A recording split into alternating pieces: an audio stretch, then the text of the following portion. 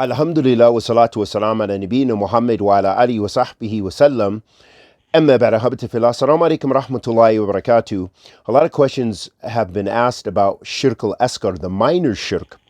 And of course we know shirk is divided into two types, the major shirk and the minor shirk. The major shirk was that which takes you out of the fold of Islam, and it negates all of your deeds. So for example, the one who dies, maybe they were a Muslim, and then they began to worship Krishna or Buddha or something like this.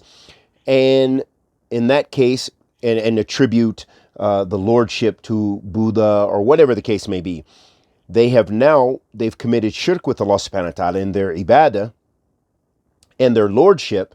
And this is major shirk and major kufr, which takes them out of the fold of Islam and it negates their Islam. So that is kufr al-akbar.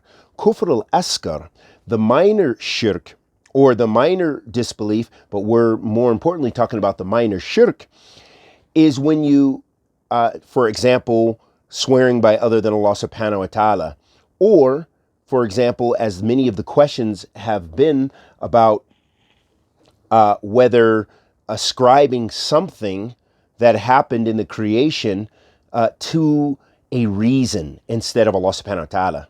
So looking at this issue of whether something is shirk al-asghar or not, and about attributing things to something in the creation, there's definitely some important details we need to look at.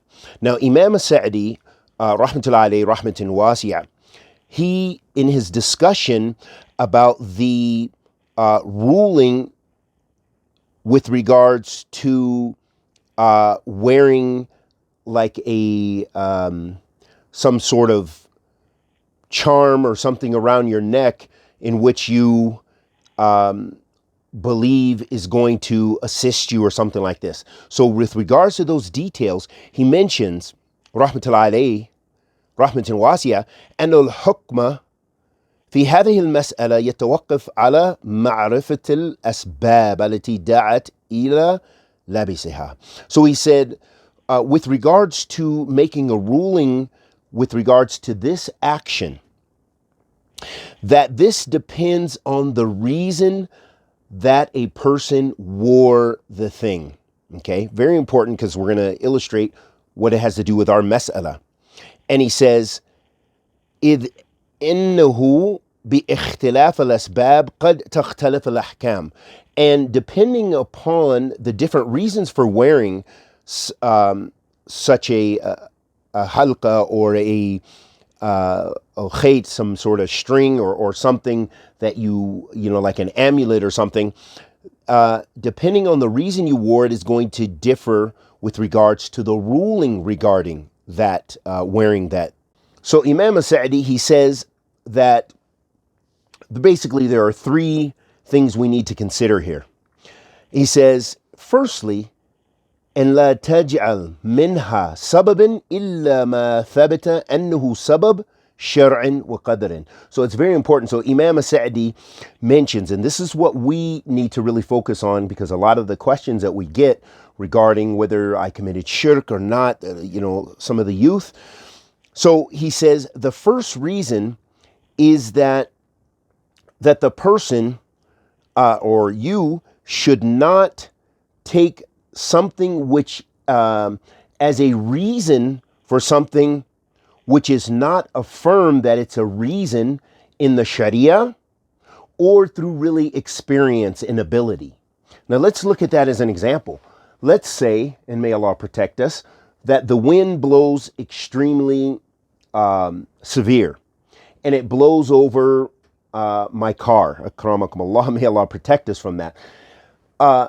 Is that shirk if I say the wind blew over my car? No. Why?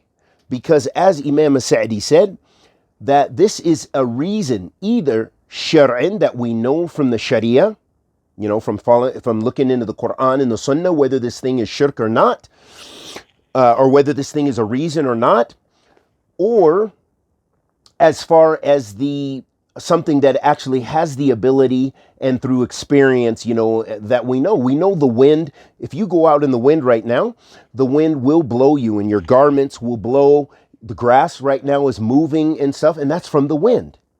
But let's go to some of those other conditions, so that way we understand the issue of the sabab, the reason. So that first reason is it needs to be something which, through experience, through, common knowledge or what have you, that this is a reason for something. We know right now, I see the wind, the grass is blowing because the wind is blowing it. And Allah subhanahu wa ta'ala created the wind, and He created the grass. He created everything. He created these asbab, these reasons. Secondly, إن لا يعتمد العبد عليها بل يعتمد على مسببها. Very, very important. Now, this is where we're going to get into the issue of what could potentially lead a person to shirk. So that the servant should not depend solely. And when ya'tamid, here we're talking about ittiqad, belief that, for example, if I were to believe and I say, this is due to the wind, and I believe that the wind in and of itself, without Allah subhanahu wa ta'ala, the creator, the one who created this sabab, who created this reason, was the factor in blowing over the grass or blowing over the car.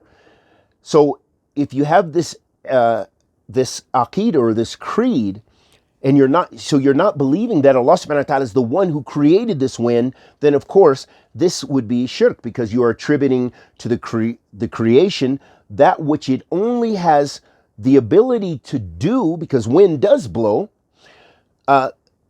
because of Allah subhanahu wa ta'ala, the creator of the heavens and earth. Lastly, to know that the sabab, the reason, no matter how strong or how well known of that reason, that for something to happen, that we know it's all in accordance with the decree of Allah subhanahu wa ta'ala. It is all in accordance with what Allah subhanahu wa ta'ala has created and determined, and what He has full knowledge of.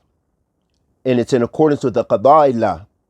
So that means, for example, a lot of us, maybe we rely on certain medicines like antibiotics. You go to the doctor, you have a severe virus or a flu or what have you, or the things that antibiotics treat, so you take your antibiotics.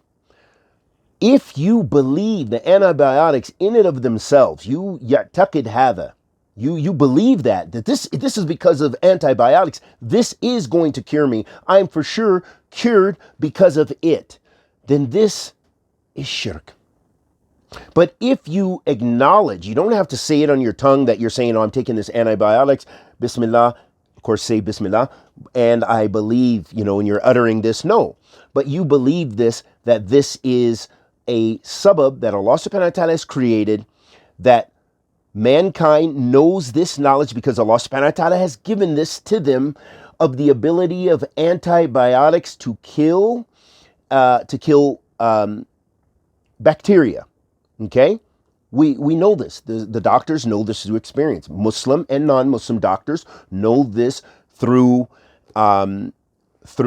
experience. Okay, so believing that Allah subhanahu wa ta'ala is the one who cures you, and that you're not putting your trust and your total reliance in that medicine, then you're free from shirk in that, bi'idhnillah ta'ala. And the last point I want to mention, that what we find in the definition, for example, the concept of tawakkul, of relying on Allah subhanahu wa ta'ala, is that when it comes to putting your trust in Allah subhanahu wa ta'ala, tawakkul ala Allah, as some of the scholars mention, it's i'timad ala Allah wa fi'l asbab, that it is making an effort to do something, and you're putting your i'timad, it's the same word, ya'tamidu, i'timad ala Allah. So you're putting your trust, your heart with Allah subhanahu wa ta'ala as far as the results. So for example, the one who says, I want to buy a new vehicle, that they don't just sit in their library, sit in the masjid, sit in a field, and just hope that someone's going to come up and give them a vehicle. No, what do? They go to the marketplace, they do business, They get a job. They do whatever it takes, bi'idhnillah, in a halal fashion, to purchase a new vehicle. That's the sabab. That is the reason. So the fact that they went out and did some work, that is the reason. But Allah subhanahu wa ta'ala is the one who gives them success. He's the one who created the reason. He is the one, the creator of the heavens and earth. It doesn't go behind him, and it's with his qada. So the fact that you go out to the marketplace, you even have earned a very nice livelihood, you have an excellent job and stuff, you're still not guaranteed. That's why we put our trust, our i'timad, Allah. We put our hearts and our trust in Allah subhanahu wa ta'ala, because we know as believers that even with the best of jobs, other things can happen. You could get this excellent job, which you could have paid cash for, a brand new truck, a brand new car, but other things could come. Some serious medical expenses, some trials and tribulations, something where you had to spend your money, your rent could go up, and you had to spend most of your money in rent, which even though you took the reasons to gain that new truck, you still didn't obtain it. And that is because the success is with Allah subhanahu wa ta'ala. And we ask Allah tabaraka wa ta'ala, the Almighty, to accept our good and forgive our evil. Anything I said that was correct was from Allah subhanahu wa ta'ala. Anything I said that was incorrect was from myself and the shaitan. Wa sallallahu wa sallam ala nabiyyina Muhammad.